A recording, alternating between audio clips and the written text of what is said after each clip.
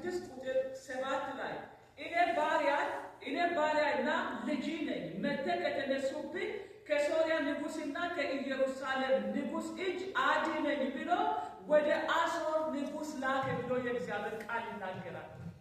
አካዝ ወደ እግዚአብሔር አይደለም የጸለየው፣ እግዚአብሔርን አይደለም እርዳታ የጠየቀው፣ እግዚአብሔርን አይደለም ከጠላቶቼ እጅ አድነኝ ብሎ እግዚአብሔርን አላስቀደመም። ነገር ግን ወደ አሦር ንጉሥ፣ የአሦር ማለት እግዚአብሔር ከእስራኤላውያን ፊት ያሳደዳቸው አይዛቦች ናቸው። እግዚአብሔርን የማያውቁ፣ እግዚአብሔርን የማይፈሩ፣ የእግዚአብሔርን ጽድቅ የማይከተሉ ሰዎች ናቸው። ስለዚህ አካዝ ከዚህ ንጉሥ ነበረ እርዳታ የፈለገ። እኔ ልጅ ነኝ፣ እኔ ባሪያ ነኝ፣ የእስራኤል ንጉሥና የእስራኤል ንጉሥ ተነስቶብኛል፣ የሶርያ ንጉሥ ተነስቶብኛል፣ ስለዚህ እባክህና እርዳኝ ብሎ ወደዚህ ንጉሥ ደብዳቤ ላከ ይላል የእግዚአብሔር ቃል ሲናገር። ያ ብቻ አይደለም። ወደዚህ ንጉሥ ደብዳቤ በሚልክበት ጊዜ በእግዚአብሔር ቤት ውስጥ የነበረው የከበረውን ብርና ወርቅ የእጅ መንሻ እንዲሆንለት ሰብስቦ ምን አደረገ? ወደ አሦር ንጉሥ ላከ። በእግዚአብሔር ቤት ውስጥ ያለው፣ በእግዚአብሔር ቤት ውስጥ የተቀደሰው፣ በእግዚአብሔር ቤት ውስጥ ካህናቶችና ሌዋውያኖች ለእግዚአብሔር መስዋዕት የሚያቀርቡበት ብርና ወርቅ ሁሉ ሰብስቦ ምን አደረገ? ወደ አሦር ንጉሥ ላከ። ከዛ በኋላ ይሄ የአሦር ንጉሥ ይህንን ስጦታ ከተቀበለ በኋላ፣ ይህንን ደብዳቤ ከተቀበለ በኋላ ወጣ፣ ተዋጋ። ከዛ በኋላ ደማስቆን ያዛት ይላል ቃሉ ሲናገር። የአሦር ንጉሥ ደማስቆን እንደያዛት በሰማ ጊዜ ንጉሥ አካዝ ምን አደረገ? እንደገና የአሦርን ንጉሥ ሊገናኘው ወደ ደማስቆ ሄደ። ወደ ደማስቆ ከሄደ በኋላ ነገር ተበላሸ። በመጀመሪያ ምንድን ነው ያደረገው? በእግዚአብሔር ቤት ውስጥ የነበረው የከበረው ብርና ወርቅ ሰብስቦ ለዚህ ንጉሥ ላከ። ሁለተኛ ደግሞ ምን አደረገ? ይህንን ንጉሥ ሊገናኘው ወደ ደማስቆ ሄደ። ከንጉሡ ጋር ተገናኘ። ከዛ በኋላ በደማስቆ ምድር ላይ ያለውን አማልክቶችን፣ መሠዊያዎችን መመልከት ጀመረ፣ አየ። ከዛ በኋላ በዚሁ መልክ ምሳሌ እንዲሰሩለት ወደ ይሁዳ ወደ ካህን ላከ ብሎ የእግዚአብሔር ቃል ይናገራል። ቅድም እንዳነበብኩ ንጉሡም አካዝ የአሦርን ንጉሥ ሊቀበለው ሄደ። የነበረውን መሠዊያ አየ። ንጉሡም አካዝ የመሠዊያው ምሳሌና የአሰራሩን መልክ ወደ ካህኑ ወደ ኦርያ ላከው ብሎ ይላል። ለምን? በዚህ መልክ ስራልኝ፣ አሁን ወደ መቅደሱ ይሄ ይግባ፣ አሁን የሚሰዋለት ለዚህ ይሁንና ላከው ብሎ ስራልኝ ብሎ ምሳሌውን ላከ። ከዛ በኋላ ካህኑ ምን አደረገ? እንደ ንጉሡ ጥያቄ መስራት ጀመረ። ሰራለን፣ አዘጋጀለት አሳምሮ። ከዛ በኋላ ንጉሡ ወደ ይሁዳ ተመለሰ። ወደ ይሁዳ በተመለሰ ጊዜ ግን ምን አደረገ?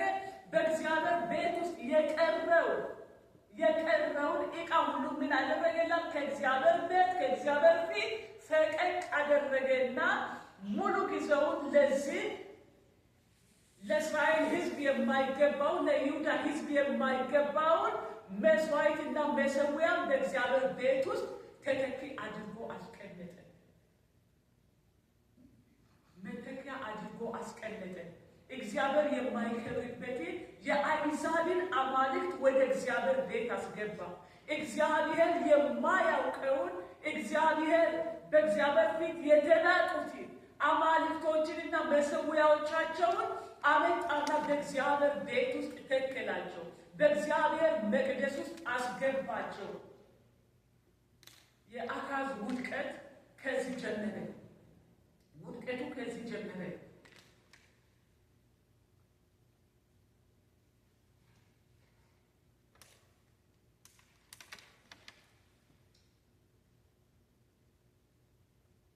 እንደዚህ ይላል።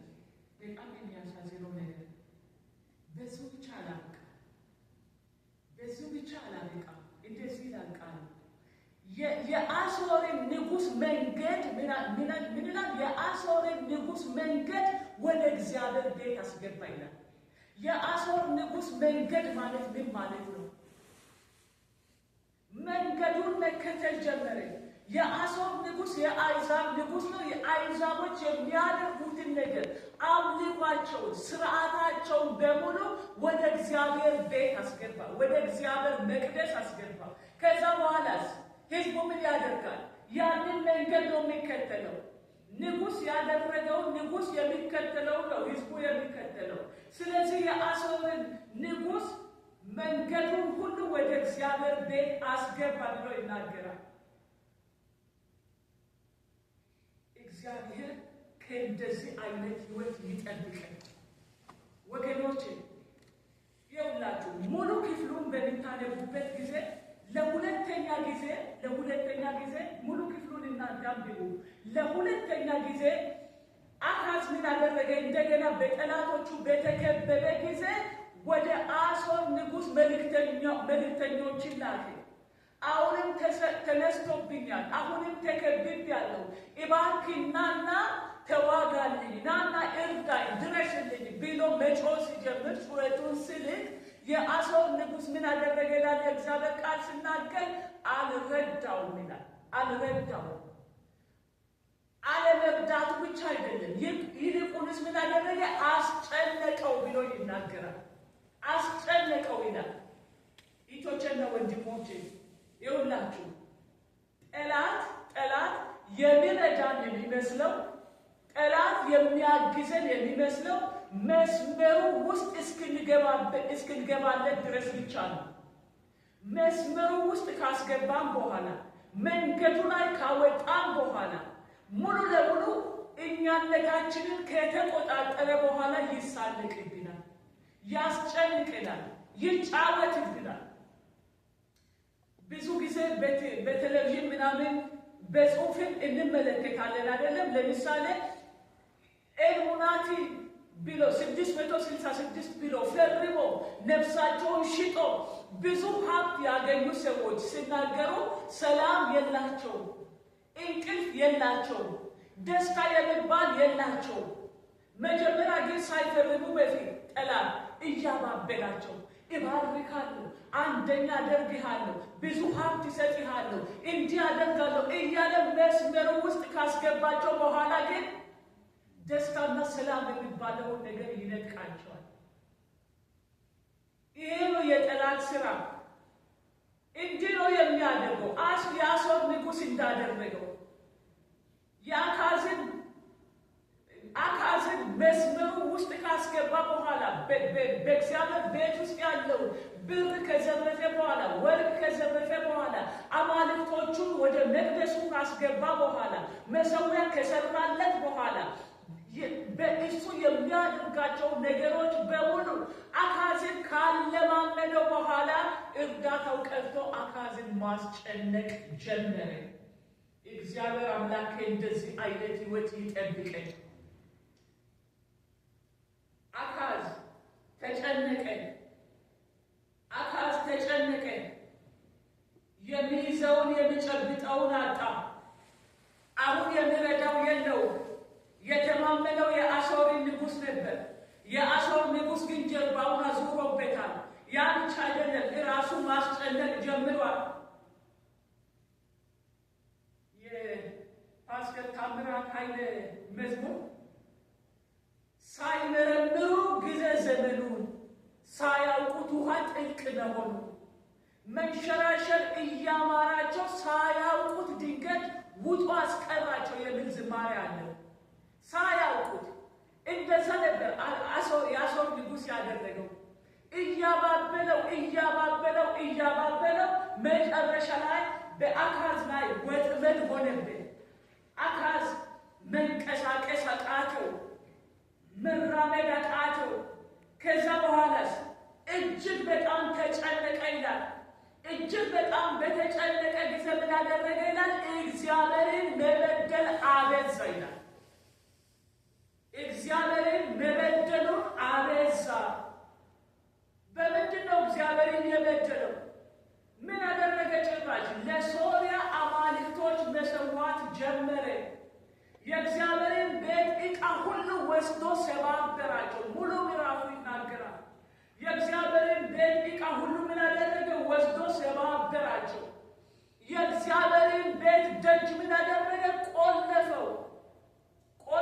ማንም እንዳይገባ የእግዚአብሔርን ቤት ደጅ ቆለፈ። በቤቱ ውስጥ ያለው በመቅደሱ ውስጥ ያለው ለእግዚአብሔር ክብር የተገባው ዕቃ ሁሉ ሰባበራቸው። ለምን? አሁን ጥፋቱ በዝቷል። አሁን ጭንቀቱ በዝቷል። አሁን የሚያደርገውን አያውቅም። ስለዚህ እግዚአብሔርን መበደሉን አበዛ ብሎ ይናገራል።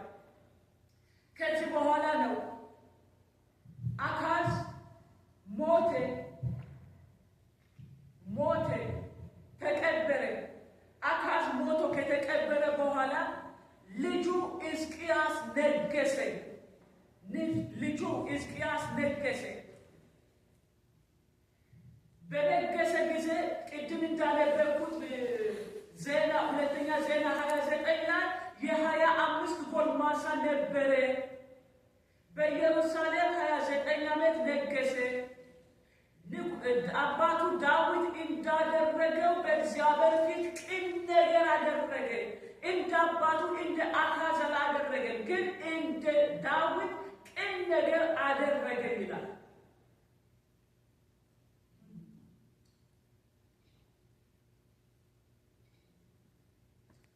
መጀመሪያ እንደነገሰ በመጀመሪያው ዓመት በመጀመሪያው ወር ሕዝቅያስ ያደረገው ነገር ምንድነው? አባቱ የቆለፈውን የእግዚአብሔርን ቤት ደጅ ከፈተ። ኢየሱስ ጌታ ነው። የእግዚአብሔርን ቤት ደጅ ከፈተ። ከዛ በኋላስ የእግዚአብሔርን ቤት መቅደሱን አደሳቸው። በአባቱ ምክንያት የተቆለፈውን ደጅ ከፈተ። በአባቱ ምክንያት የቆሸሸውን የእግዚአብሔርን ቤት አደሳቸው። የሰባበራቸውን አባቱ ቅድም እንዳነበብኩት አባቱ የሰባበራቸውን የእግዚአብሔርን ቤት ዕቃ አደሳቸው።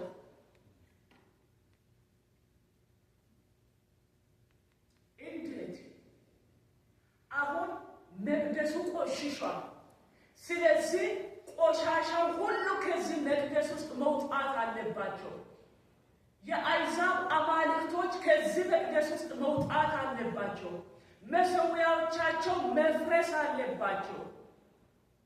አዲስ የሆነ የእስራኤል ሕዝብ የማያውቀው የይሁዳ ሕዝብ የማያውቀው አዲስ ልምምድ ሁሉ ከእግዚአብሔር ቤት ውስጥ መጸዳት አለባቸው። ስለዚህ የመጀመሪያ ስራውን ያደረገ ይሄን ነበረ። ይሄ ነበር የመጀመሪያው ስራው።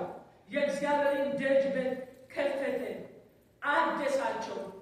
ከዛስ ደጁ ሲቆለፍ ካህናቶችና ሌዋውያኖች በእግዚአብሔር ቤት ውስጥ የሚያገለግሉ አገልጋዮች ተበታትኖ ስለነበረ ሕዝቅያስ ምንድን ነው ያደረገው? ደጁን ከከፈተ በኋላ የእግዚአብሔርን መቅደስ ካደሳቸው በኋላ አሁን በየቦታው የተበታተኑትን ሌዋውያኖችንና ካህናቶችን ጠራቸው ይላል። ጠራቸው፣ ሰበሰባቸው። ከዛ በኋላስ ሰበሰባቸው፣ እንዲህ አላቸው። ከሰበሰባቸው በኋላ አባቶቻችን ይህን ነበር የሚፈልገው። አባቶቻችን ተላልፈዋል፣ በአምላካችንም በእግዚአብሔር ፊት ክፉ አድርገዋል፣ እርሱንም ትተዋል፣ ፊታቸውንም ከእግዚአብሔር መኖሪያ መልሰዋል፣ ወደ እርሷም ጀርባቸውን አዙረዋል፣ ደግሞም የወለሉን ደጆች ቆልፈዋል፣ መብራቶቹንም አጥፍተዋቸዋል፣ በመቅደሱም ውስጥ ለእስራኤል አምላክ አላቀኑም፣ የሚቃጠለውንም መስዋዕት አላቀረቡም። ስለዚህ የእግዚአብሔር ቁጣ በይሁዳና በኢየሩሳሌም ላይ ሆነ። በዓይናችሁም እንደምታዩት ለድንጋጤና ለመደነቂያ ለመዘበቻ አሳልፎ ሰጣቸው። እነሆ ስለዚህ አባቶቻችን በሰይፍ ስለት ወደቁ፣ ወንዶችና ሴቶች ልጆቻችን ሚስቶቻችን ተማረኩ። አሁንም የቁጣው ጽናት ከኛ እንዲመለስ ከእስራኤል አምላክ ከእግዚአብሔር ጋር ቃል ኪዳን ማድረግ አስቤያለሁ። የሚያዋጣ ከእግዚአብሔር ጋር አዲስ ቃል ኪዳን ማድረግ ነው። ስለ አባቶቻቸው በደል፣ ስለ አባቶቻቸው መተላለፍ፣ በአባቶቻቸው ምክንያት እግዚአብሔር ስለተቆጣው ቁጣ የእግዚአብሔር ቁጣ ከነሱ እንዲመለስ ከሕዝቡ እንዲመለስ አሁን ከእግዚአብሔር ጋር አዲስ ቃል ኪዳን ማድረግ አለባቸው። አዲስ ቃል ኪዳን የምህረት፣ የይቅርታ፣ የቅድስና ቃል ኪዳን። ታውቃላችሁ እህቶችና ወንድሞች፣ እግዚአብሔር አምላክ መቅደሱን ሌላ አማልክት እንዲመለክበት አይፈልግም። ሌላ አማልክት እንዲገባበት አይፈልግም። ሌላ መሠዊያ እንዲሰራበት አይፈልግም። እግዚአብሔር አምላክ የተቀደሰ መቅደሱን ይፈልጋል። የተቀደሰ መቅደሱን ለብቻው እግዚአብሔር ይፈልጋል። በዚህ ዘመን ብዙ የእግዚአብሔርን ቤተ መቅደስ የሚያበላሹ ነገሮች አሉ። የእግዚአብሔርን ቤተ መቅደስ የሚያቆሽሹ ነገሮች አሉ። ሳናውቅ በመቅደሱ ውስጥ ብዙ ልምምዶች በዚህ ዘመን በተለይ ብዙ ልምምዶች ወደ እግዚአብሔር ቤት ገብቷል፣ ወደ መቅደሱ ገብቷል። ፈጽሞ መጽሐፍ ቅዱሳዊ ያልሆኑ ልምምዶች፣ መጽሐፍ ቅዱሳዊ ያልሆኑ ትምህርቶች፣ መጽሐፍ ቅዱሳዊ ያልሆኑ ጸሎቶች፣ መጽሐፍ ቅዱሳዊ ያልሆኑ መዝሙሮች፣ እግዚአብሔር የማያውቃቸው እግዚአብሔር የማይከብርበት ልምምዶች በእግዚአብሔር ቤት ገብቶ ሞልቷል በዚህ ዘመን። ስለዚህ እግዚአብሔር ከኛ የሚፈልገው ዛሬ መቅደሱን እንድንቀድስለት ነው። መቅደሱን እንድናጸዳለት ነው። በመቅደሱ ውስጥ ዓለም ያስገባችው ሰይጣን ያስገባው ስጋችን ፍላጎታችን ያስገባው እግዚአብሔር የማይከብርበትና እግዚአብሔርን የሚያስቆጣ ቆሻሻ ነገር እንድናወጣና መቅደሱን እንድንቀድሰው እግዚአብሔር ይፈልጋል። ከመቼው በተለይ በዚህ ዘመን በተለይ አሁን ስላለንበት ስለዚህ ጊዜና ሰዓት እግዚአብሔር ከኛ የሚፈልገው መቅደሱን እንድንቀድስለት ነው። መቅደሱን እንድናጸዳለት ነው። የቆሸሸውን ነገር እንድናወጣው ነው። በመቅደሱ ውስጥ ያስገባነውን አዲስ ልምምድ ከውስጣችን ከመቅደሱ እንድናወጣው ነው።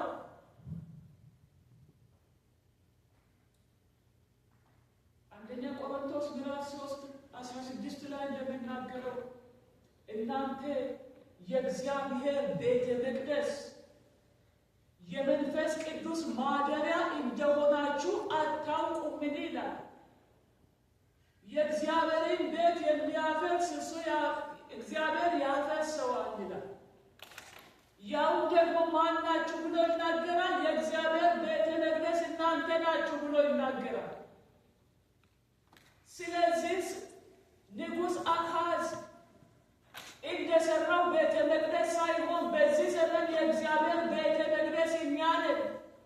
እግዚአብሔር ቤተ መቅደሱን እንድናጸዳለት ይፈልጋል፣ እንድንቀድስለት ይፈልጋል፣ ከፍ ከፍ እንድናደርግበት ይፈልጋል። ስለዚህ ሕዝቅያስ እንዲያደረገ ኑ ተሰብሰቡ ብሎ ከሰበሰባቸው በኋላ መጀመሪያ ያላቸው ነገር ምንድን ነው? ለሌዋውያንና ለካህናቶቹ የመጀመሪያው ትእዛዙ ምንድን ነው? ተቀደሱ ነው። ተቀደሱ አላቸው። ተቀደሱ ብሎ ካላቸው በኋላ የእግዚአብሔርን መቅደስ ቀድሱ። ያለ ቅድስና ወገኖች እግዚአብሔርን ማገልገል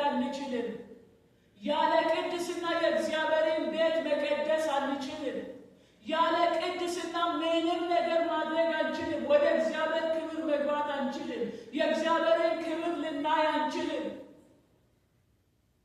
እንኳን ሌላ ቀርቶ የሆነ ምግብ እየበላን ወይም ደግሞ የሆነ ነገር እየጠጣን ዝንብ ሲያርፍበት ምንድን ነው የምናደርገው? ያንን ምግብ አንበላውም አይደለ? ወይም መጠጡን እንደፋዋለን ምናምን። አያችሁ፣ እግዚአብሔር መንፈሱን የሚልከው እግዚአብሔር ክብሩን የሚገልጠው በተቀደሰ ነገር ላይ ስለሆነ በተቀደሰ ስፍራ ስለሆነ እግዚአብሔር አምላክ በ2026 በመጀመሪያው ወር ሕዝቅያስ እንዳደረገው በመጀመሪያው ዓመት በመጀመሪያው ወር ነበር የተቆለፈው የእግዚአብሔር ደጅ ክፍል።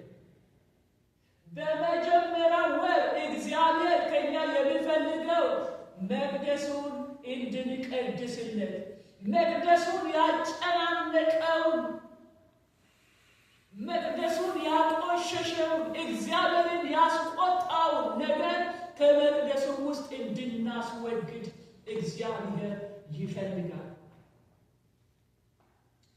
ተቀደሱ፣ የእግዚአብሔርን ቤት ቀድሱ። ከዛ በኋላ እኔ እንደዚህ አስቤያለሁ። አሁን አባቶቻችን ያበላሹትን ነገር፣ አሁን አባቶቻችን እግዚአብሔርን አስቆጥቷል። የእግዚአብሔርን ቁጣ በሕዝቡ ላይ ሆኗል። ስለዚህ አዲስ ቃል ኪዳን እናደርጋለን። አዲስ ቃል ኪዳን ከእግዚአብሔር ጋር ማድረግ አስቤያለሁ። ስለዚህ ተባበሩ፣ ተባበሩ፣ ተባበሩ። ልጆች ሆይ በፊቱ ትቆሙና ታገለግሉት ዘንድ አገልጋዮቹም ትሆኑ ዘንድ ታጥኑለትም ዘንድ እግዚአብሔር መርጧችኋልና ቸል አትበሉ። አሁን ቸል የሚባልበት ዘመን አይደለም። በእግዚአብሔር ቤት አገልግሎት ላይ የምንቀልድበት ዘመን አይደለም። በእግዚአብሔር ቤት ክብር ላይ የምንቀልድበት ዘመን አይደለም ወገኖች። እኔ አንዳንድ ጊዜ ጌታ ምስክሬ እንዲሁ አደባባይ ላይ ወጥተሽ ጩሂ ጩሂ ጩሂ ይለኛል የጌታ መንፈስ። ምክንያቱም እየቀለድን ነው። አልገባንም። ዘመኑ አልገባንም። ያለንበት ዘመን አልገባንም። ጌታ እየተናገረን፣ ጌታ በዓይኖቻችን እያሳየን፣ ሌላ ምን እንፈልጋለን? የመጨረሻ ዘመን በመጨረሻው ቀን ይላል አይደለም? ጢሞቴዎስ ላይ ሲናገር በመጨረሻ ቀን የሚያስጨንቅ ዘመን ይመጣል። ከዚህ ዘመን ሌላ ምን የሚያስጨንቅ ዘመን አለ ወገኖቼ? ይሄ እንኳን እራሱ ይሄ ብቻውን ስብከት አይሆንልንም ወይ? ለክርስቲያኖች ይሄ ቃል ብቻውን ስብከት አይሆንልንም? እንደው ሰባኪ ቆሞ ባያስረዳን፣ ፓስተር ቆሞ ባያስረዳን፣ ነቢይ ቆሞ ባያስረዳን ይሄ ቃል ብቻውን ስብከት ይሆንልናል ካነበብን? የሚያስጨንቅ ዘመን፣ የሚያሳዝን ዘመን፣ የክርስቶስ ኢየሱስ መምጫ ደጅ ላይ እንደቀረበ የሚያሳየን ዘመን። ታዲያስ በዚህ በመጨረሻ ዘመን ራሳችንን ማዘጋጀት የለብንም ወይ? ከእንቅልፋችን መንቃት የለብንም ወይ? ለሙሽራው ጸርተን መጠበቅ የለብንም ወይ? ትላንትና የደከመ ሰዎች ብንሆን፣ ትላንትና ነገ ይደርሳለሁ ምንም አይደለም ብለን ያልን እንደሆነ፣ ዛሬ ግን የወደቅንበትን ቦታ አስበን፣ ያለንበትን ቦታ አስበን የእግዚአብሔርን ክብር የሚጋፋ ነገር ከልባችን አውጥተን፣ ከመንፈሳችን ከአይምሯችን አውጥተን መቅደሱን ለእግዚአብሔር ቀድሰን አዘጋጅተን ክርስቶስን ልንቀበለው አይገባም ወይ? ይሄ ነው ሳስበው ጩሂ ጩሂ የሚለን። እንዴት አይገባውም ክርስቲያን? ዘመኑን እንዴት አይመረምርም? በጣም ሾርት ታይም እኮ ነው የቀረት። በጣም ሾርት አጭር መቼ እንደሆነ አናውቅም። አሁን ሊሆን ይችላል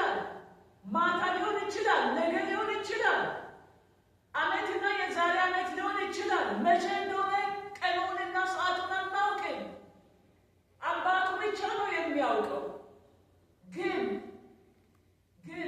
ልክ አንዳንድ ቤተ ክርስቲያን ላይ ደውል እንደሚደወል የጸሎት ሰዓት ደርሷል ተብሎ እንደሚደወል የምናየው ነገሮች ደውል ናቸው። ክርስቶስ እየመጣ ነው ብሎ የሚነግረን። ስለዚህ መቅደሱን እናድስለት። ግድ የለም መቅደሱን እናድስለት። ግድ የለም በመቅደሱ ውስጥ ያስገባነውን ዝባዝንከ ነገር እናውጣው። ቂም ቢሆን እናውጣው፣ በቀል ቢሆን እናውጣው፣ ጥላቻ ቢሆን እናውጣው፣ ቸልተኝነት ቢሆን እናውጣው፣ ድካም ቢሆን እናውጣው። እግዚአብሔር የማይከብርበትን ነገር እናውጣው። ከመቅደሱ ውስጥ ራሳችንን እናዘጋጅ። መቅደሱን እንድንቀድስለት እግዚአብሔር ይፈልጋል።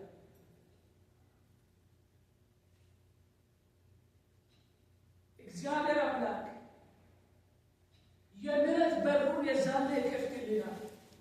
የፈውስ በሩን የዛኔ ይከፍትልናል። ቸርነቱን እግዚአብሔር በሕይወታችን ላይ ያደርጋል። ሐዘኑም ይቀራል፣ ለቅሶውም ይቀራል፣ ስብራቱም ይቀራል፣ ቁስልም ይቀራል። ከእግዚአብሔር ጋር መስማማት ካለ ወገኖቼ ደስታ ነው የሚጠብቀን፣ እረፍት ነው የሚጠብቀን፣ እረፍት ነው የሚጠብቀን።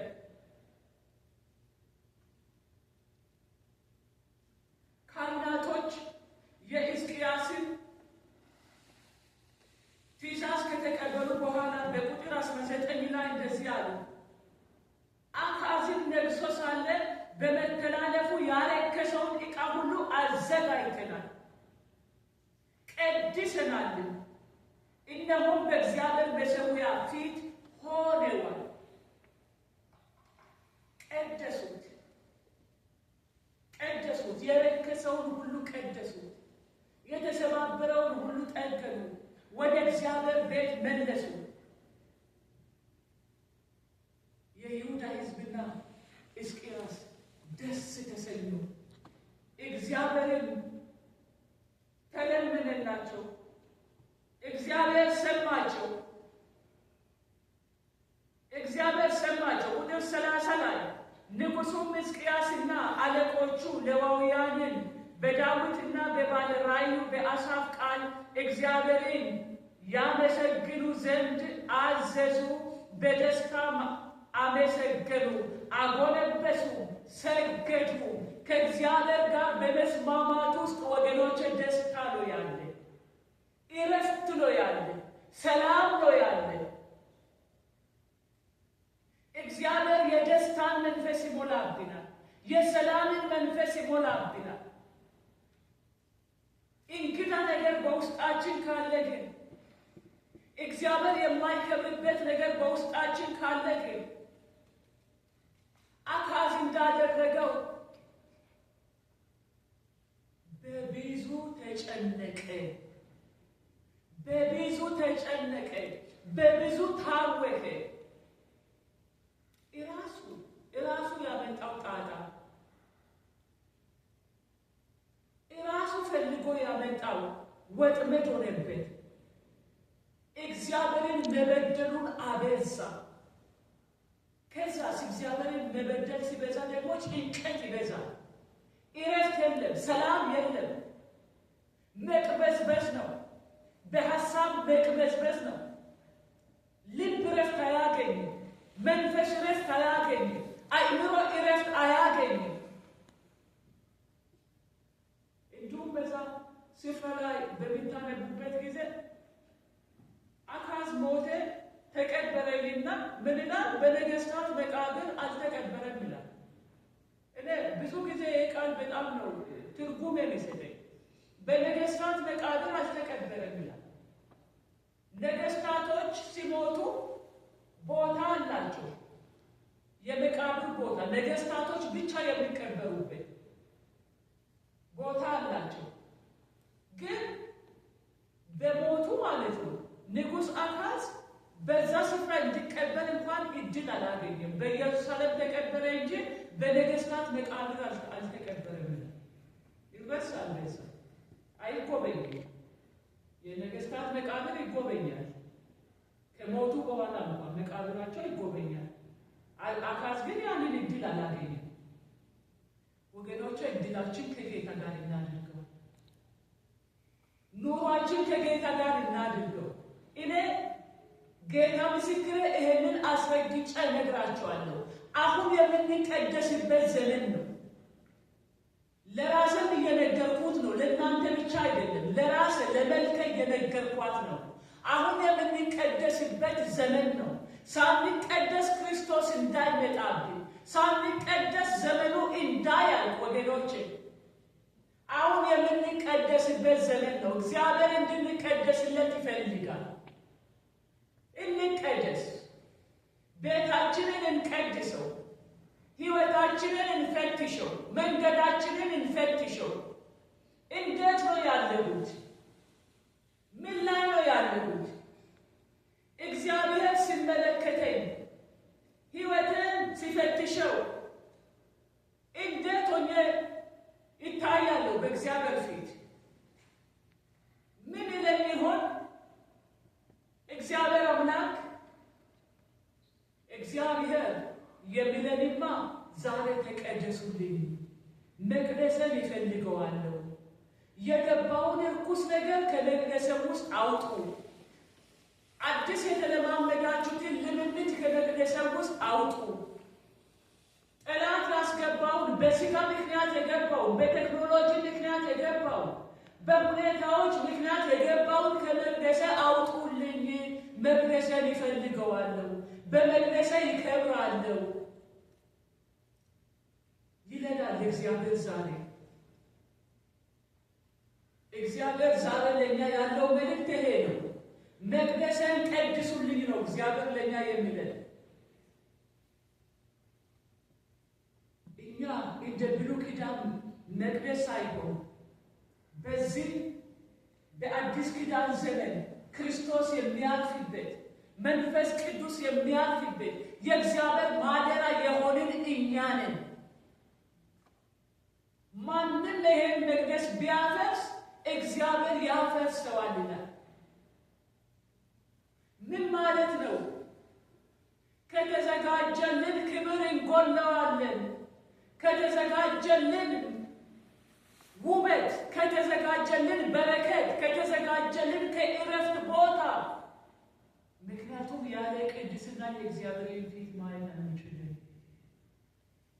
ስለዚህ የእግዚአብሔር ቤተ መቅደስ እኛ ስለሆነ ይህንን የእግዚአብሔር ቤተ መቅደስ የሆነውን የመንፈስ ቅዱስ ማደሪያ የሆነውን ሰውነታችንን እንጠብቀው፣ ልባችንን እንጠብቀው፣ መንፈሳችንን እንጠብቀው። በግራም ያለውን በቀኝም ያለውን አዲስ የሆነ ድምፅ እንተውና ኑሯችንን ከእግዚአብሔር ጋር እናድርገው። ንግግራችንን፣ ጫወታችንን ከእግዚአብሔር ጋር እናድርገው። በጫወታችን እንኳን ከእግዚአብሔር መንገድ የሚያወጣንና በራሱ መንገድ ላይ ሊያስገባን የተዘጋጀውን አውሬውን እናዋርደውና ከእግዚአብሔር ጋር ጫወታችንን እናድርገው። እዛን ጉልበት እናገኛለን።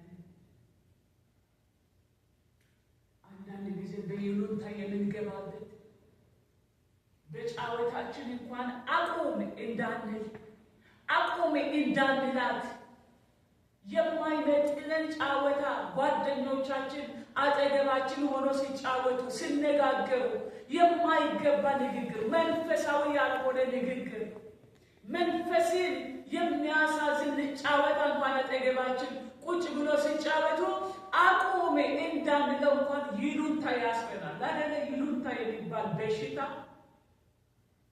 ወገኖች ከዛሬ ጀምረን እንራቀው። ክርስቶስ ሊመጣ ነው። ግድል እኔ ይህን ቃል ጌታ ሲሰጠኝ ወገኖቼ በጣም ነበር ልቤ የተንቀጠቀጠ። በጣም ነበር ደግሞ በእምነት የተቀበልኩት። ምክንያቱም ትክክለኛና ትክክለኛ ለእኔ የሚያስፈልገኝ የጊዜው መልእክት ስለሆነ ለእናንተም እንደሚያስፈልጋችሁ አውቃለሁ። ጌታ ቃሉን ሲልክ ያለ ምክንያት አይደለም። ባዶ መሬት ላይ አይደለም እግዚአብሔር የሚልከው። በልምድም አይደለም የእግዚአብሔር ቃል የሚነገረው። ትክክለኛ የእግዚአብሔር ጊዜ ሲሆን መንፈስ ቅዱስ ራሱ ይመሰክርላችኋል። ትክክለኛ የጊዜው ቃል ነው፣ የጊዜው መልእክት ነው እግዚአብሔር የተናገረን። እየሆነ ያለው በዓለም ዙሪያ እየሆነ ያለው በምንኖርበት በዚች ምድር ላይ በዚያ ሀገር ውስጥ እየሆነ ያለው ምንድን ነው? ከዚህ በላይ እግዚአብሔር እንዴት ይናገረን፣ እንዴት ያሳየን? በቃሉ እየተናገረን አይኖቻችንን ገልጦ እያሳየን የሚሆነው በአካል እያሳየን። ስለዚህ የምንቀደስበት ጊዜ ስለሆነ ንቁና የእግዚአብሔርን መቅደስ ቀድሱለት። የእግዚአብሔርን መቅደስ ቀድሱለት። መንፈስ ቅዱስ እንዳይገባ የተዘጉ ደጆች ሁሉ በጌታ በኢየሱስ ይከፈቱ።